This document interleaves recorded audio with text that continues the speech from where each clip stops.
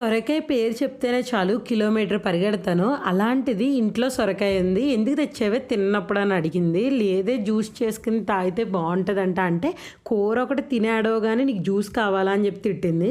తిట్టిన తర్వాత నేనైతే సొరకూర ఫ్రై చేస్తాను. టేస్ట్ చూడు బావుంటేనే తిను లేదంటే వద్దు. నేనైతే ఈరోజు వండుదామని అయితే ఫిక్స్ అయిపోయాను అంది. సరే అని చెప్పి ఓకే చెప్పాను. అదైతే ఒక ఫ్రై కింద చేసింది. ఫస్ట్ అయితే ఆయిల్ వేసి, పోపులన్నీ వేసుకొని, తర్వాత ఒకే ఒక ఆనియన్ కట్ చేసి అది కూడా వేసి కొంచెం బాగా ఫ్రై అయిన తర్వాత సొరకాయ ముక్కలు చిన్న చిన్నగా కట్ చేసి అయితే వేసింది.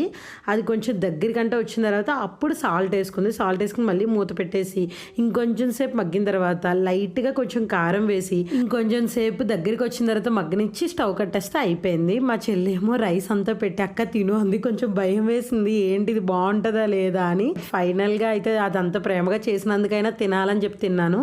సీరియస్లీ చాలా కమ్మగా ఉంది.